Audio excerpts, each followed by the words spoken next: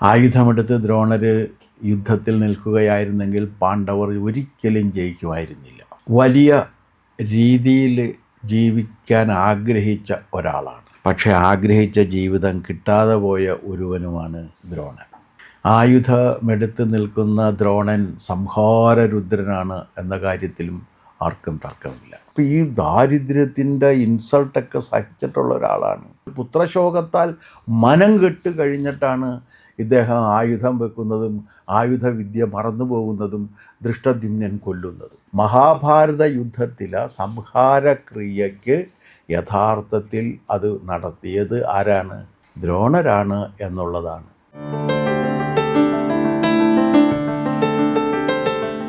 മഹാഭാരതത്തിലെ വീരനായിട്ടുള്ള ഒരു കഥാപാത്രമാണ്, അതിധീരനായിട്ടുള്ള കഥാപാത്രമാണ് ദ്രോണാചാര്യർ.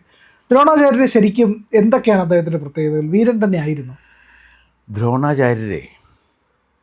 വളരെ ഏറ്റവും ശക്തനായ കഥാപാത്രമാണ് എന്നുള്ള കാര്യത്തിൽ തർക്കമില്ല. കാരണം ഭീഷ്മർ ശിഖണ്ഡിയുടെ മുന്നിൽ കീഴടങ്ങിയതിന് ശേഷം 5 ദിവസത്തെ മഹാഭാരത യുദ്ധം നയിച്ചത് ദ്രോണനാണ്.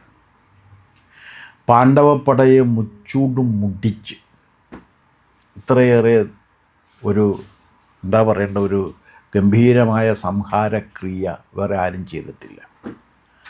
ആയുധമെടുത്ത് ദ്രോണർ യുദ്ധത്തിൽ നിൽക്കുകയായിരുന്നെങ്കിൽ പാണ്ഡവർ ഒരിക്കലും ജയിക്കുമായിരുന്നില്ല. ആയുധമെടുത്ത് നിൽക്കുന്ന ദ്രോണൻ സംഹാരരുദ്രനാണ് എന്ന കാര്യത്തിലും ആർക്കും തർക്കമില്ല. ദ്രോണൻ വലിയ രീതിയിൽ ജീവിക്കാൻ ആഗ്രഹിച്ച ഒരാളാണ്. പക്ഷെ ആഗ്രഹിച്ച ജീവിതം കിട്ടാതെ പോയ ഒരുവനുമാണ് ദ്രോണൻ. ദ്രോണൻ ചെറിയ കക്ഷിയല്ല. ഭരദ്വാജ മഹർഷിക്ക് കൃതാചിയിലുണ്ടായ പുത്രനാണ് ദ്രോണൻ. അച്ഛനും അമ്മയും വലിയ വൈദിക ബ്രാഹ്മണ പാരമ്പര്യം അവകാശപ്പെടുന്ന ബ്രാഹ്മണനാണ്. ബ്രാഹ്മണന് പറഞ്ഞിരിക്കുന്ന പണി എന്താണെന്ന് വെച്ച് കഴിഞ്ഞാൽ പഠിക്കുക, പഠിപ്പിക്കുക, യജിക്കുക, യജിപ്പിക്കുക. ഇത് രണ്ടും മാത്രമേ ബ്രാഹ്മണന് പണിയുള്ളൂ. അതാണ് ഏറ്റവും ഹയസ്റ്റ് ആയിട്ടുള്ളത്. അയാൾ ധനം ഉണ്ടാക്കാൻ പാടില്ല, അയാൾ അധികാരം കൈയാളാൻ പാടില്ല, അയാൾ ആയുധം കയ്യിൽ വെക്കാൻ പാടില്ല. പക്ഷേ ഇതിനൊക്കെ ഉപരിയായിട്ട് നിൽക്കുന്ന ബ്രഹ്മവിദ്യയുടെ അധികാരിയായിട്ട് വിരാജിക്കേണ്ട ഒരാളാണ് ബ്രാഹ്മണൻ. അത്ര ഉയർന്നാണ് പദവി. പക്ഷേ ദ്രോണൻ അഭിരമിച്ചത് ആയുധത്തിലും അധികാരത്തിലുമാണ്. ഇതാണ് ദ്രോണൻ്റെ ഒന്നാമത്തെ കുഴപ്പമായിട്ട് എനിക്ക് തോന്നിയിട്ടുള്ളത്. രണ്ടാമത്തെ കാര്യം എന്ന് പറഞ്ഞാൽ ദ്രോണനോളം പുത്രവാത്സല്യം ഉണ്ടായിരുന്ന ഒരാൾ വേറെയില്ല. ആ പുത്രവാത്സല്യം അദ്ദേഹത്തെ ഒരുപാട് കുഴപ്പങ്ങളിൽ കൊണ്ടെത്തിച്ചിട്ടുണ്ട്. നമുക്കത് എന്തൊക്കെയാണെന്ന് നോക്കാം. ദ്രോണൻ അഗ്നിവേശൻ്റെ ശിഷ്യനാണ്. അവിടെ നിന്നാണ് ഈ വിദ്യകളൊക്കെ അഭ്യസിച്ചത്. അത് കഴിഞ്ഞ് അയോധന വിദ്യയിൽ ധനുർവേദത്തിൻ്റെ ഉത്തുംഗ ശൃംഗങ്ങളിലേക്ക് പോയത്, അതിൻ്റെ എല്ലാ പടവുകളും കയറി സർവജ്ഞനായി തീർന്നത് സാക്ഷാൽ പരശുരാമൻ്റെ കയ്യിൽ നിന്നാണ് അഭ്യസിച്ചത്. പരശുരാമൻ്റെ അടുത്ത് ചെന്നിട്ട് ഞാൻ ബ്രാഹ്മണനാണ് എന്ന് പറഞ്ഞു. അപ്പോഴേക്കും പരശുരാമനെ എല്ലാം ഉപേക്ഷിച്ച് കാട് കയറാൻ തീരുമാനിക്കുന്ന സന്ദർഭത്തിലാണ് ചെല്ലുന്നത്. അപ്പോൾ എന്ത് വേണമെന്ന് ചോദിച്ചപ്പോൾ എനിക്ക് ആയുധവിദ്യ വേണമെന്ന് പറഞ്ഞു. വിത്തം വേണം എന്ന് പറഞ്ഞു. എനിക്ക് ധനം വേണം, ധനമില്ല, അപ്പോൾ എനിക്ക് പണം വേണം എന്ന് പറഞ്ഞു. അപ്പോൾ പറഞ്ഞു എനിക്കുണ്ടായിരുന്ന പണം മുഴുവൻ ഞാൻ ദാനം ചെയ്തു കഴിഞ്ഞു. ഇനി എന്നിലുള്ളത് ആയുധവിദ്യയും എൻ്റെ ശരീരവും മാത്രമാണ്. അങ്ങനെ ആയുധവിദ്യ മുഴുവനും പരശുരാമൻ നേടിയ അയോധന കലയുടെ ശാസ്ത്രവും സിദ്ധാന്തവും എല്ലാം കിട്ടി. പക്ഷെ ഇത്രയൊക്കെ കിട്ടിക്കഴിഞ്ഞിട്ടും കാര്യമായൊരു ജോലി കിട്ടിയില്ല. അതിന് ഒരു കാരണമുള്ള വെച്ചാൽ ഈ അഗ്നിവേശൻ്റെ ആശ്രമത്തിൽ പഠിച്ചാണ് ഇവർ പഠിക്കുന്നത്. അപ്പോൾ ദ്രുപദൻ, പാഞ്ചാലനും ഇദ്ദേഹവും സഹപാഠികളും അടുത്ത സുഹൃത്തുക്കളുമായിരുന്നു. അപ്പോൾ പറഞ്ഞു, ഞാൻ രാജാവാകുമ്പോൾ നിനക്ക് പണം തന്നേക്കാം, പകുതി രാജ്യവും തന്നേക്കാം. അങ്ങനെ പാഞ്ചാലൻ രാജാവായതറിഞ്ഞ് ദ്രോണരെ അയാളെ കാണാൻ വേണ്ടി ചെന്ന് കഴിഞ്ഞപ്പോഴേക്കും പറഞ്ഞ്, സൗഹൃദമോ? അപ്പോൾ ഇയാൾ പറഞ്ഞ്, രാജാവിന് അരാജാവ് സുഹൃത്തല്ല, സൗഹൃദം തുല്യർ തമ്മിലുള്ളതാണ്. ആ തുല്യർ തമ്മിലുള്ളതാകണം എന്നുണ്ടെങ്കിൽ നീയും രാജാവായിരിക്കും. നീ രാജാവല്ല. നീ രാജാവല്ലാത്തത് കൊണ്ട് തന്നെ രാജാവായ എനിക്ക് നീ സുഹൃത്തല്ല എന്ന് പറഞ്ഞിട്ട് ഇയാൾ അധിക്ഷേപിച്ച് അവിടെ നിന്ന് പറഞ്ഞു വിട്ടു. അത് ദ്രുപദൻ കാണിച്ച ചെറ്റത്തരം. അപ്പോൾ പിന്നെ ഇയാളുടെ മനസ്സിലുണ്ടായത് ദ്രുപദനോട് തീർത്താത്തീരാത്ത പക തോന്നി. അപ്പോൾ ഇയാൾ ഇങ്ങനെ നടന്ന് ഇങ്ങനെ വന്ന സമയത്ത് ആണ് ഇയാളുടെ കല്യാണം നടക്കുന്നത്. കൃപനും കൃപിയും അതാണ് കൃപാചാര്യൻ. ഇവർ രണ്ടുപേരും എന്ന് വെച്ചാൽ ഇത് ഗൗതമ മഹർഷിയുടെ ജാനപതി എന്ന സുന്ദരിയിലുണ്ടായ പുത്രന്മാരാണ്. അതെന്താ കാര്യം എന്ന് വെച്ചാൽ, ഗൗതമ മഹർഷിയുടെ പുത്രനായ ശരദ്വാൻ തപസ് ചെയ്തിട്ട് വലിയ ശക്തി ആർജിക്കുന്നു. ഇത് തനിക്ക് ദോഷം ചെയ്യും എന്ന് ദേവേന്ദ്രൻ ഭയന്നിട്ട്, ദേവേന്ദ്രൻ്റെ സ്ഥിരം ഹണി ട്രാപ്പാണ് ദേവേന്ദ്രൻ്റെ എന്നത്തെയും. ദേവേന്ദ്രനെ പോലത്തെ ഇതുപോലെ ഒരു എന്താ പറയേണ്ട ഒരു പരമചെറ്റയെ നമുക്ക് വേറെ കണ്ടെത്താനായിട്ട് സാധ്യം. ലോകത്ത് ആർക്ക് എന്ത് കിട്ടിക്കഴിഞ്ഞാലും ഇയാൾ അസ്വസ്ഥനാകും. അപ്പോൾ ഇത് തനിക്കെതിരെയുള്ളൊരു ബോംബാണെന്ന് പറഞ്ഞിട്ട് പുള്ളി ഹണി ട്രാപ്പിനെ വിട്ടിട്ട് ആ ജാനപതി എന്ന് പറഞ്ഞ സുരസുന്ദരിയെ വിട്ടിട്ട് ഇയാളുടെ തപസ് മുടക്കുകയും അതിൽ 2 കുട്ടികളുണ്ടായി, കൃപനും കൃപിയും. ഇവരെ കാട്ടിൽ ഉപേക്ഷിച്ച് പോയി. അപ്പോൾ ശാന്തനു മഹാരാജാവ് ഇവരെ എടുത്ത് വളർത്തി. അതാണ് കൃപാചാര്യനായിട്ട് അവിടെ വന്നത്. മക്കളെ പോലെ വളർത്തി. കൃപിയെ ഇയാൾ വിവാഹം കഴിച്ചു. ആരെ? ദ്രോണര്. അതിലുണ്ടായ പുത്രനാണ് അശ്വത്ഥമാവ്. അപ്പോൾ ഈ ചെറുപ്പകാലത്ത് വിവാഹം കഴിച്ചിട്ട് പിന്നെ അവിടെ നിൽക്കാൻ പറ്റില്ലല്ലോ. അതിനിടയിൽ കൃപി ഇയാൾക്ക് ഇത് പോയി കഴിഞ്ഞിട്ട് കളിച്ചുകൊണ്ടിരിക്കുന്ന സമയത്ത് അരിമാവ് കലക്കിയ വെള്ളം കൊടുത്തിട്ട് ഇത് പാലാണെന്ന് പറഞ്ഞു. ഇയാൾ പാല് കഴിച്ചിട്ടുണ്ടായിരുന്നില്ല. അപ്പോൾ വന്നുള്ളൂ, അച്ഛാ ഞാൻ പാല് കഴിച്ചു എന്ന് പറയുന്നു. അപ്പോൾ ഈ ദാരിദ്ര്യത്തിൻ്റെ ഇൻസൾട്ടൊക്കെ സഹിച്ചിട്ടുള്ള ഒരാളാണ് ദ്രോണൻ. അപ്പോൾ സ്വാഭാവികമായിട്ടും മകനെയായിട്ട് വന്ന് അങ്ങനെ ചുറ്റിത്തിരിഞ്ഞ് ഇവിടെ വന്നിട്ട് അളിയൻ്റെ വീട്ടിൽ വരുമാനമില്ലാത്ത അതിഥിയായി അളിയൻ്റെ വീട്ടിൽ കഴിയുന്നു. ഇൻസൾട്ട് അവിടെ നിന്നും കിട്ടിക്കാണും. അപ്പോഴാണ് കുട്ടികൾ പാണ്ഡവരും കൗരവരും ഭരിച്ചുകൊണ്ടിരിക്കുന്ന സമയത്ത് പന്ത് കിണറ്റിൽ വീഴുകയും അസ്ത്രത്തിൻ്റെ സഹായത്തോടുകൂടി പന്തെടുത്ത് കൊടുക്കുകയും ചെയ്തപ്പോൾ ദ്രോണൻ ഇദ്ദേഹത്തെ ഭീഷ്മർ ഇദ്ദേഹത്തെ കുട്ടികളുടെ ആചാര്യനായി നിശ്ചയിക്കും. അങ്ങനെയാണ് ഗുരുവായിട്ട് പാണ്ഡവരുടെയും കൗരവരുടെയും ഗുരുവായി ഇദ്ദേഹം മാറുന്നത്. അപ്പോൾ ഇങ്ങനെ മാറിക്കഴിഞ്ഞപ്പോഴേക്കും ഇദ്ദേഹം ഉടനെ തന്നെ ചോദിച്ച ചോദ്യം എന്ന് വെച്ചാൽ, നിങ്ങൾ അസ്ത്രമൊക്കെ ഞാൻ പഠിപ്പിക്കാം, പക്ഷേ എൻ്റെ മനസ്സിലൊരു കാര്യമുണ്ട്, നിങ്ങളിത് കഴിഞ്ഞാൽ എനിക്കത് നേടിത്തന്നെ. അപ്പോൾ എന്താണെന്നറിയാതെ എല്ലാവരും പകച്ചു നിൽക്കുന്ന സമയത്ത് അർജുനൻ പറഞ്ഞു, അത് ഞാൻ ഇതാക്കി തരും എന്ന് പറഞ്ഞു. അങ്ങനെയാണ് ഇവരുടെ വിദ്യാഭ്യാസം പൂർത്തിയായി. ആയുധ പരീക്ഷണം നടത്തി. ആ പരീക്ഷണത്തിൽ ദ്രോണൻ എന്ത് കാണുന്നു എന്ന ചോദ്യമൊക്കെ പ്രസിദ്ധമായിട്ട് വരുന്നതും അർജുനനാണ് ഇത് ഏറ്റവും മിടുക്കൻ എന്ന് ഫസ്റ്റ് റാങ്ക് ഹോൾഡറായിട്ട് അർജുനനെ നിശ്ചയിക്കുന്നതൊക്കെ അതാണ്.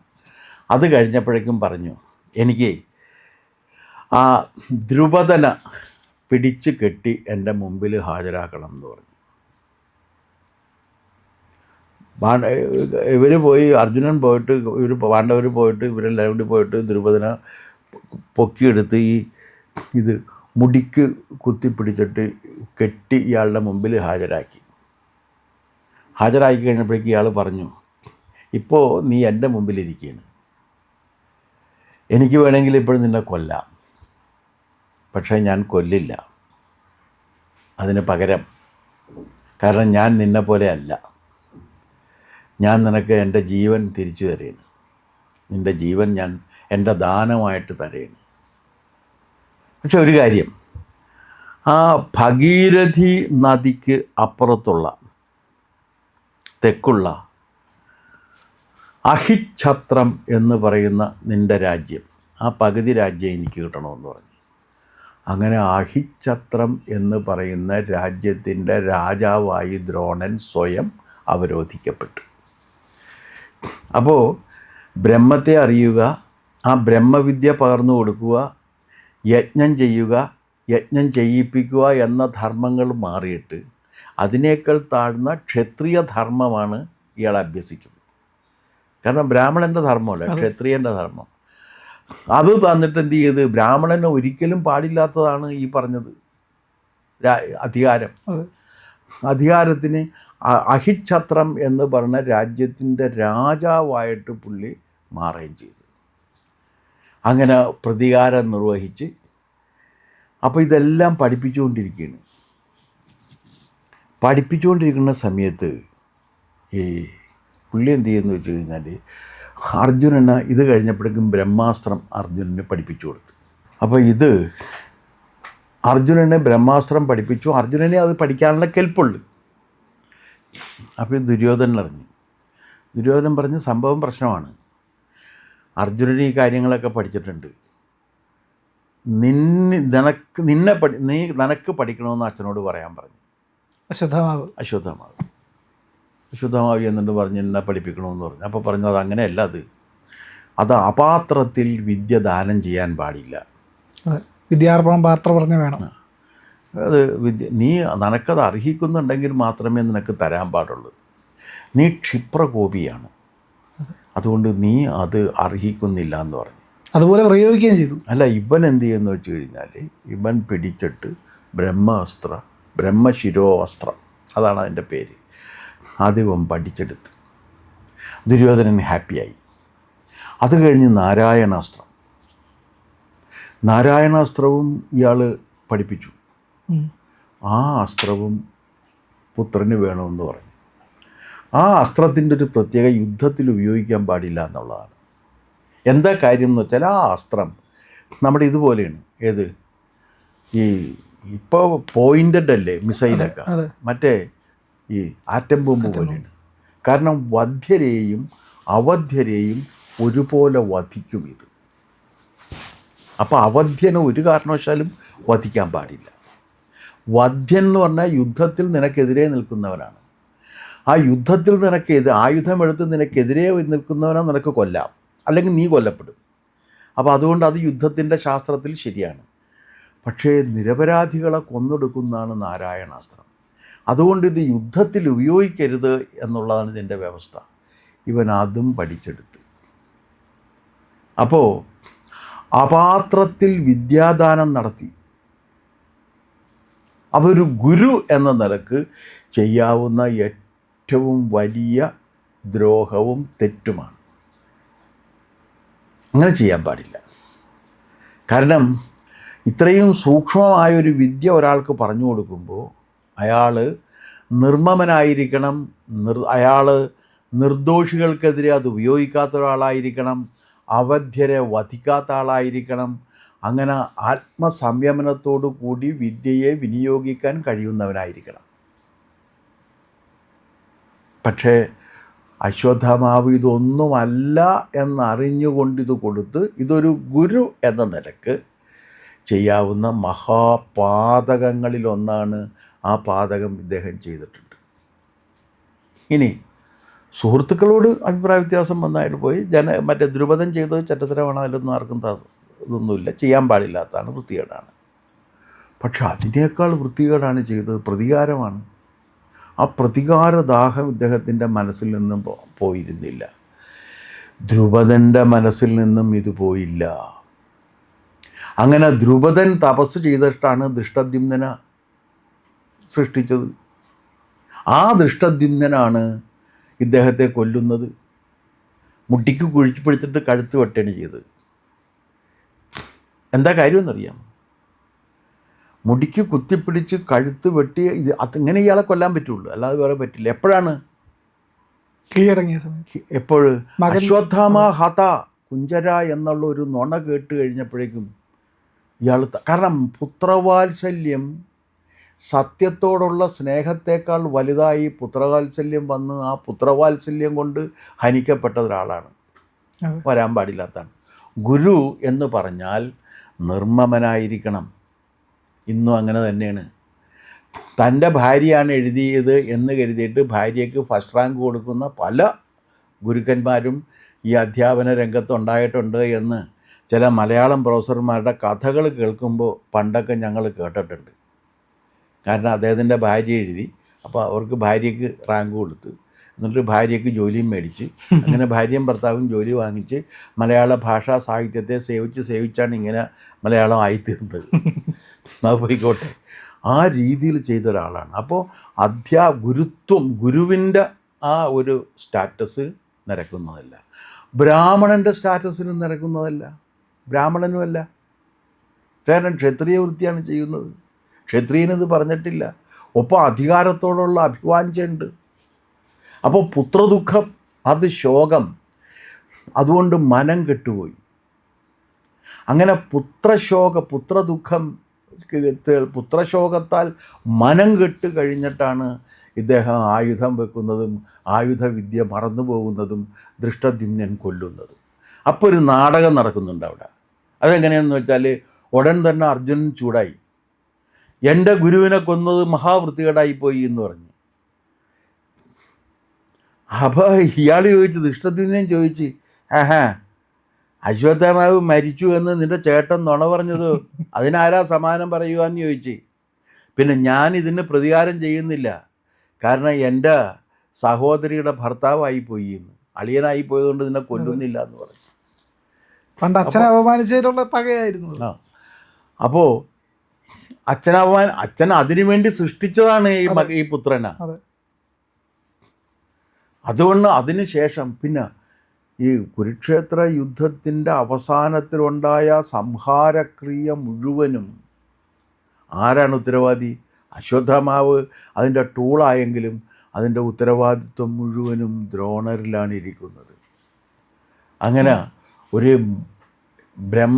ബ്രാഹ്മണ ജന്മം കിട്ടിയിട്ടും ക്ഷത്രിയനായി ജീവിക്കാൻ തീരുമാനിക്കുകയും ആ ക്ഷത്രിയ വൃത്തിയിൽ തന്നെ യോദ്ധാവായിരുന്നുകൊണ്ട് എല്ലാ തത്വങ്ങളെയും ലംഘിച്ച് വിദ്യാഭ്യാസം നടത്തിക്കുകയും ചെയ്ത് അവസാനം ഒരു പുത്രനെ സൃഷ്ടിച്ച് ആ പുത്രൻ പ്രതികാരദ്രാഹിയാവുകയും അവൻ ഇയാൾ പഠിപ്പിച്ചു കൊടുത്ത വിദ്യ ഉപയോഗിച്ച് സർവനാശം വരുത്തുകയും ചെയ്ത്, മാത്രമല്ല ആ പുത്രൻ പാതിരാത്രി ഇരുന്നിട്ട് കൃപാചാര്യരും ഇയാളും കൂടിയ 3 പേരാണ് രക്ഷപ്പെട്ട് കാട്ടിൽ പോയിരിക്കുന്നത്. അപ്പോൾ കൂമൻ വന്നിട്ട് കാക്കയെ കൊത്തി വീഴ്ത്തുന്നുണ്ട്. അങ്ങനെയാണ് രാത്രി ഇയാൾ വന്നിട്ട് ഇത് ചെയ്യുന്ന, അവസാനം ബ്രഹ്മാസ്ത്രം ഉപയോഗിക്കുന്നതും ശ്രീകൃഷ്ണൻ ഇടപെടുന്നതും ഒക്കെ ആയിട്ടുള്ള കഥകൾ. അപ്പോൾ മഹാഭാരത യുദ്ധത്തിലെ സംഹാരക്രിയയ്ക്ക് യഥാർത്ഥത്തിൽ അത് നടത്തിയത് ആരാണ്?